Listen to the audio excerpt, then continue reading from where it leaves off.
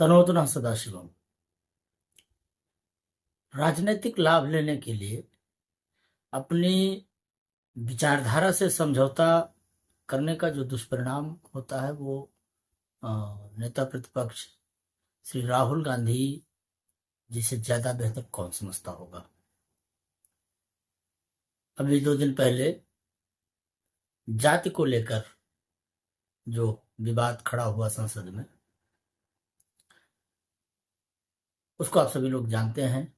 2 दिन से उस पर विभिन्न तरीके से बहसें भी चल रही हैं। वैसे तो मैं राजनीतिक विषयों पर कुछ बोलता नहीं हूं, लेकिन जात एक राजनीतिक विषय ही नहीं है। जाति भारतीय समाज की एक सांस्कृतिक व्यवस्था भी है। इसलिए मुझे लगा कि इस विषय पर कुछ कहना चाहिए। जाति जनगणना का नशा किए हुए राहुल बाबा अतिरेक में पिछले बहुत समय से बहे जा रहे हैं और वो खेल रहे हैं अखिलेश यादव की पिच पर। अब उस संदर्भ में अनुराग ठाकुर ने जो कह दिया वो वैसे तो आप सभी लोग जानते ही होंगे, लेकिन एक बार फिर से देख लो कि भाई अनुराग ठाकुर ने क्या कहा, उसके बाद राहुल गांधी ने क्या कहा, और फिर कैसे उस बात को गाली की तरह प्रस्तुत करके खरगे जी के कुत्तों ने। अब ये बात थोड़ी बुरी कुछ लोगों को लग सकती है, लेकिन वो बात इसलिए सहेतुक है जिस पर आप वीडियो में ही आगे देखेंगे कि भाई मैं ये बात क्यों कह रहा हूँ कि खरगे जी के कुत्तों ने उस जात को एक गाली की तरह प्रस्तुत करने का पूरा प्रयास किया है।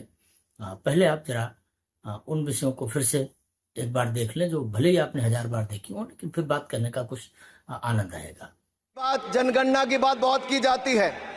माननीय सभापति जी, जिसकी जात का पता नहीं वो गणना की बात करता है। स्पीकर सर, जो भी इस देश में दलितों की, आदिवासियों की, पिछड़ों की बात उठाता है, जो भी उनके लिए लड़ता है, उसको गाली खाना ही पड़ता है। महाभारत में अर्जुन को सिर्फ मच्छी की आंख दिख रही थी, उसी प्रकार मुझे सिर्फ मच्छी की आंख दिख रही है। जाति जनगणना हम करा के दिखाएंगे। खत्म। आपको जितनी गाली देनी है आप दीजिए, हम खुशी से लेंगे। धन्यवाद। सभापति महोदय, मेरा आपसे केवल इतना निवेदन है, इनसे ये पूछना चाहता हूं, आपने जाति कैसे पूछ ली है बताइए। बस आप जाति कैसे पूछ सकते हैं? आप बताएं, जाति कैसे पूछ सकते हैं? आप नहीं, जाति नहीं पूछ सकते। आपने कह दिया ना, अब आप हमारी जाति नहीं पूछ सकते। हमारी व्यवस्था। तो अगर आजम खान रमा देवी पर अभद्र टिप्पणी करेंगे, अमर्यादित टिप्पणी करेंगे, तो अनुराग ठाकुर को भी सर्टिफिकेट मिलेगा कि वो राहुल गांधी पर जाति सूचक टिप्पणी करें। राहुल गांधी ने एक रिपोर्टर से ये पूछ लिया कि तुम्हारी जात क्या है और तुम्हारे मालिक की जात क्या है। ये सवाल बिल्कुल सटीक निशाने पर लगा है, पर इस सवाल से मीडिया के जो बड़े बड़े मठाधीश हैं वो बड़े उत्तेजित, आक्रोशित और विचलित नजर आ रहे हैं। टूट पड़े हैं राहुल गांधी पर। अब वही अनुराग ठाकुर है। आज आपने अपनी पार्टी की असलियत दिखा दी जातिगत जनगणना पर एक व्यक्ति की जाति पूछकर, जो असंवैधानिक है। तो आप सभी ने देख लिया कि भाई क्या क्या हुआ है 2-3 दिनों के अंदर। जैसे राहुल ने कहा कि भाई जो दलित पिछड़ों की बात करेगा उसे गाली सुननी ही पड़ेगी, आप मुझे गाली दीजिए, मैं सब कुछ सहने के लिए तैयार हूं और मैं आपसे माफी भी मांगने की बात नहीं करता हूं। चलो, उन्होंने बड़ा दिल दिखाया, पर उन्होंने ये प्रदर्शित करने का प्रयास किया कि भाई आप मेरी जात के बारे में कहकर मुझे गाली दे रहे हैं। ये वो राजकुमार कह रहा है जो भारत में 140 करोड़ लोगों की जात के आधार पर गणना कराने की बात कर रहा है। तो पहली बात तो ये कि भाई जब जात जनगणना होगी तो जात जनगणना का आधार क्या होगा? लोगों से उनकी जातियां ही पूछी जाएंगी। बिना जात पूछे किसी की जात पता कैसे चलेगी? या फिर कोई ऐसा तरीका राहुल गांधी जी के दिमाग में है कि भाई 140 करोड़ लोगों को कुछ वर्गों में बांट दिया जाएगा, कुछ उनके समूह बना दिया जाएंगे और वो निर्धारित करेंगे कि कौन किस जात में रखा जाए। तो जब जात जनगणना होगी तो उसका आधार ही जाति होगा, लोगों से उनकी जातियां ही पूछी जाएंगी। तो जब जातियां पूछी जाएंगी लोगों से, तो वो लोगों को गाली देना होगा या नहीं होगा?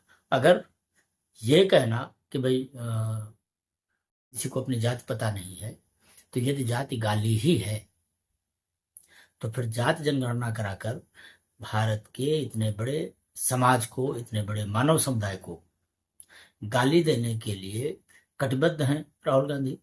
ये तो है एक बात। दूसरी बात है कि भाई अखिलेश यादव कूद पड़े कि आप जात कैसे पूछ सकते हैं, आप किसी की जात पूछ ही कैसे सकते हैं।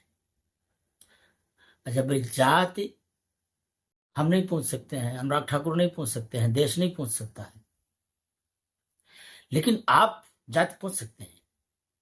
तो भाई आप में कौन से सुरखाब के पर लगे हैं?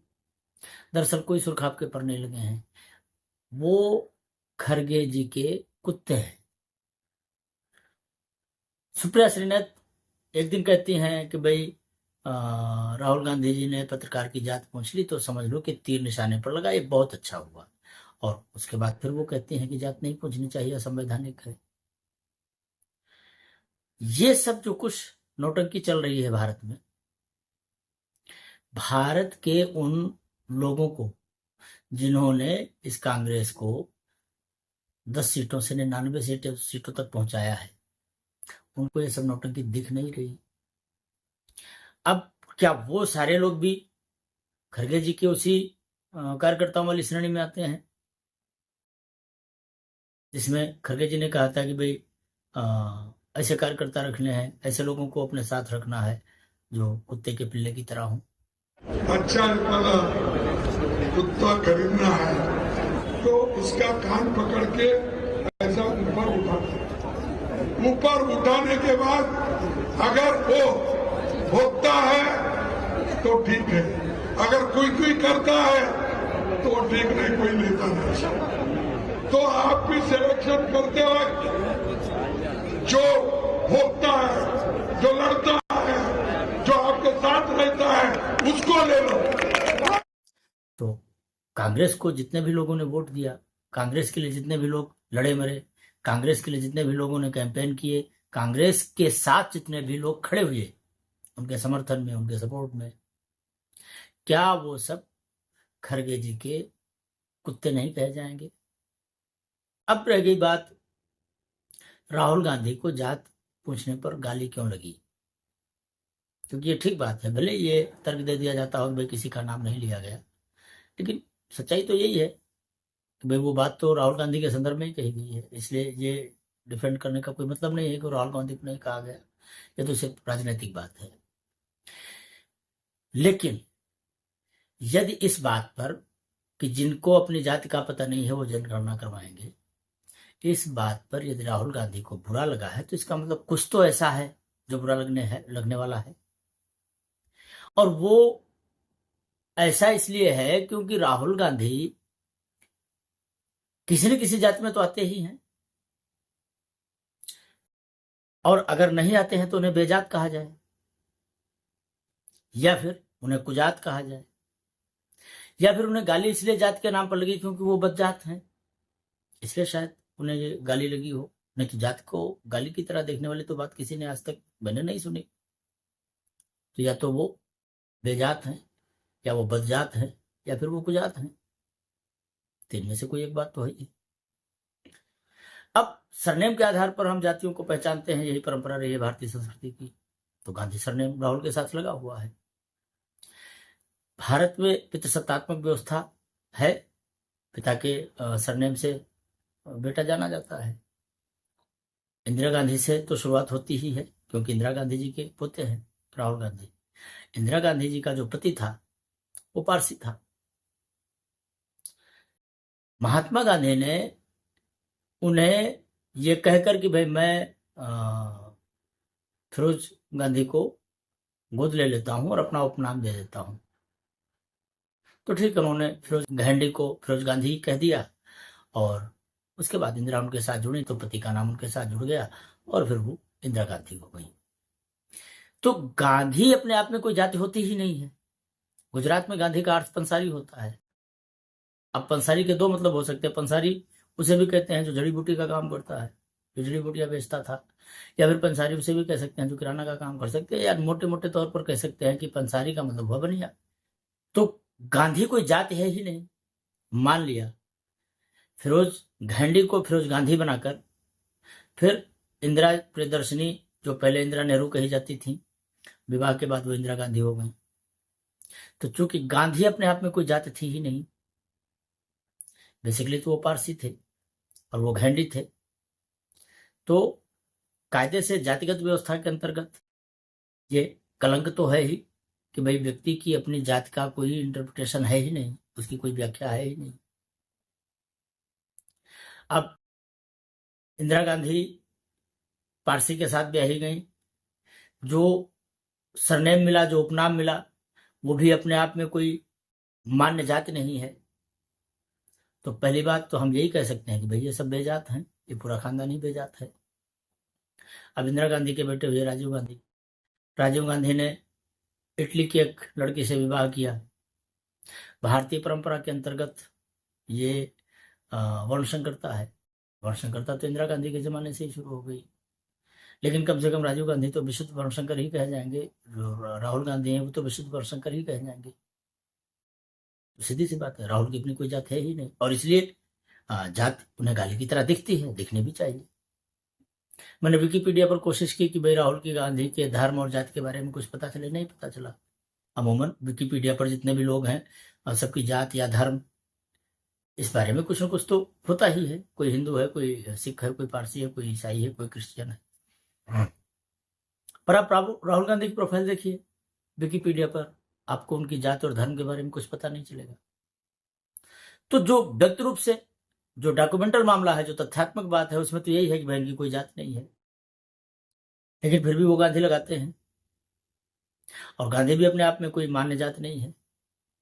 तो राहुल गांधी को यह जात शब्द गाली की तरह तो लगने लगेगा ही। हाँ, भारत की जात जनगणना कराते समय राहुल को इस बात का भी तो विचार करना चाहिए कि भाई जब जनगणना होगी तो जातियां ही पूछी जाएंगी, व्यक्ति से उसकी जाति पूछी जाएगी। अगर आपको जाति के नाम पर गाली लगती है तो आप 1,40,00,000 लोगों को गाली देने के लिए एक बड़ा प्लान कर रहे हैं। आप हर व्यक्ति को गाली देना चाहते हैं, तो भाई गाली देने का प्रयास करेंगे, आप गाली देंगे तो गालियां ही मिलेंगी। अब इसमें बुरा लगने जैसी कोई बात नहीं होनी चाहिए। रह गई बात राहुल गांधी को डिफेंड करने की कि राहुल गांधी को गाली दी गई, राहुल गांधी का अपमान किया गया, ये तो कुत्ते खानी है, क्योंकि इससे पहले राहुल गांधी जाने कितनी बार जाति के नाम पर लोगों का अपमान कर चुके हैं। अब सारी बातें मीडिया में है, कोई ऐसी बात तो है नहीं कि कोई बातें ढकी छुपी हो।